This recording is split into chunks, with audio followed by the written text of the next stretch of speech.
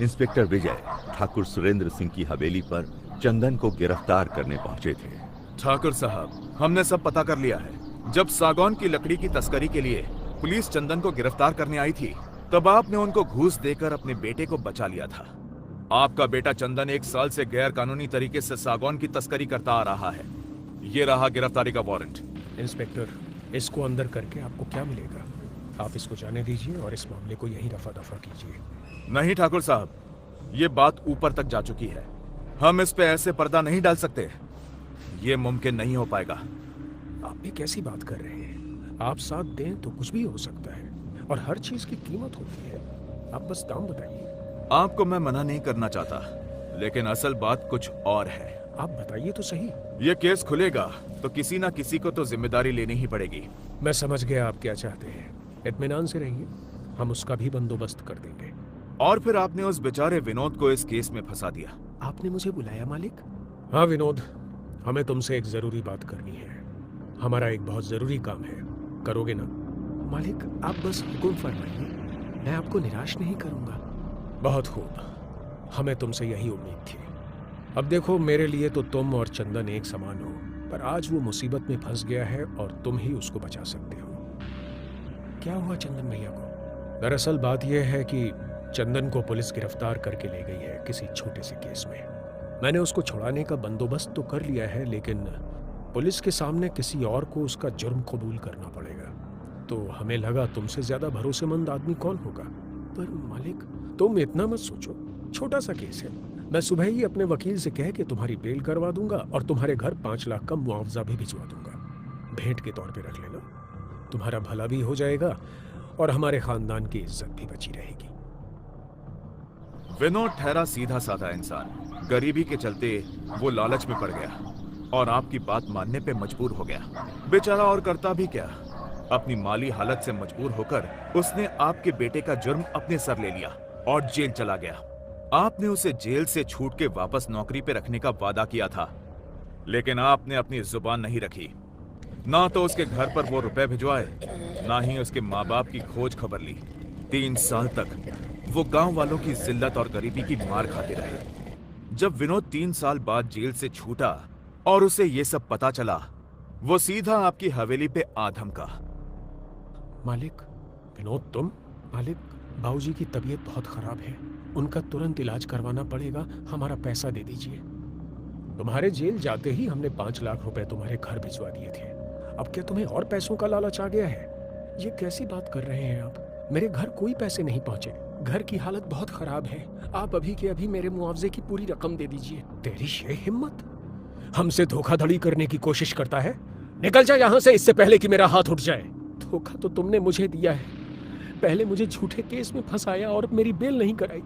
मेरे घर वालों को कितनी जिल्लत झेलनी पड़ी तुम्हारे बेटे की वजह से, और अब मेरा पैसा छीन रहे हो। एक बात कान खोल कर सुन लो, मैं चाहूं तो अभी बड़े साहब को जाकर सब सच बता सकता हूं। गांव भर में तुम्हारी बची खुची इज्जत भी चली जाएगी और तुम्हारा ये नालायक बेटा भी जेल चला जाएगा। सीधे तरह से मुझे मेरा पैसा और नौकरी वापस कर दो, वरना अच्छा नहीं होगा। विनोद की धमकी से आप डर गए। आपने उसे पैसे देकर वापस भेज तो दिया, लेकिन आपके दिमाग में डर बैठ गया कि अगर विनोद ने गांव में सच बता दिया तो आपकी झूठी शान मिट्टी में मिल जाएगी। इसलिए उसके जाने के बाद आपने चंदन से कहकर उसे रास्ते से हटा देने का बंदोबस्त कर दिया। उसी रात चंदन और आपके नौकर कल्लू ने मिलकर विनोद को जान से मार डाला। जब इतना सब जान ही लिया है तो ये भी सुन लीजिए। ये सच है कि मैंने विनोद पे जुर्म कबूलने को मजबूर किया था, जिससे कि मेरी खानदानी इज्जत बनी रहे। अब क्या करें, जब औलाद ही ऐसी निकले तो आदमी और क्या कर सकता है। अपनी खानदानी इज्जत को अपने बेटे की छोटी सी नादानी से कैसे बर्बाद होते देख सकता था। मैं मानता हूँ मैंने चंदन को बचाने के लिए विनोद को इस केस में फंसाया, पर मैं अपनी जुबान का पक्का हूँ। अपने वादे के मुताबिक मैंने उसके घर 5 लाख रुपए भिजवा दिए थे, इसलिए आप ये नहीं कह सकते कि मैंने अपना वादा पूरा नहीं किया। विनोद के मन में पैसे का लालच आ गया था। जिस दिन वो जेल से छूट के आया, मैंने उसे दोबारा 5 लाख रुपए दिए। मैं इतना नीचे नहीं गिर सकता कि उसका खून करवा दूं। आपका ये इल्जाम सरासर गलत है। विनोद वो पैसे लेकर गायब हो गया। ठाकुर साहब, विनोद मर चुका है। ये रही फॉरेंसिक डीएनए रिपोर्ट जो हमने उसके पिता और उसके कंकाल के डीएनए से मैच की है। वो कंकाल किसी और का नहीं बल्कि विनोद का ही है। आपके ड्राइवर कल्लू और कीरत की बीवी जमुना के स्टेटमेंट भी हमारे पास हैं, जिसमें उन्होंने विनोद की हत्या के लिए आपके बेटे के खिलाफ बयान दिए हैं। कल्लू ने अपना जुर्म कबूल कर लिया है। ठाकुर साहब ये सब सुन के हताश होकर बैठ जाते हैं। साठे, कुछ लोगों की टीम को तुरंत शहर भेजो और चंदन को गिरफ्तार कर सीधे थाने लाओ। जी साहब। ठाकुर साहब, अब तक आप चंदन को कई बार बचा चुके हैं, लेकिन अब अगर आपने कुछ ऐसा किया तो मुझे आपको भी गिरफ्तार करना पड़ेगा। अगर चंदन यहां आए तो बेहतर यही होगा कि आप उसे पुलिस के हवाले कर दीजिए। उधर इंस्पेक्टर विजय के केबिन में। सर, उस कंकाल की गुत्थी तो सुलझ गई, अब बस ज्योति का पता लगाना है। कुछ सवाल अभी भी अनसुलझे हैं। विनोद के फॉरेंसिक रिपोर्ट में 2 तरह की मिट्टी क्यों पाई गई? कल्लू और जमुना के बयान से तो विनोद को 2 साल पहले ही इमली के पेड़ के नीचे दफना दिया गया था। फिर ज्योति ने उस रात विनोद का खून होते हुए कैसे देखा? आखिर एक ही घटना एक ही जगह पे 2 अलग-अलग समय पे कैसे घट सकती है? अब हरिलाल के घर पे काफी रात हो चुकी थी।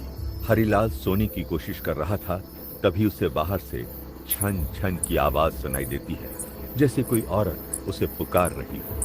वो उठकर खिड़की से बाहर देखता है तो उसकी आवाज हलक में अटक कर रह जाती है। बाहर आंगन में कोई साया घूमता हुआ नजर आता है। ये तो वही औरत जिनकी है। लेकिन इस बार वो पहले जैसी नहीं लग रही थी।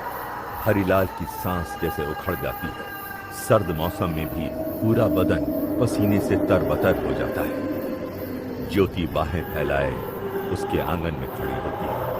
वो हरिलाल को इशारे से अपने पास बुलाती है।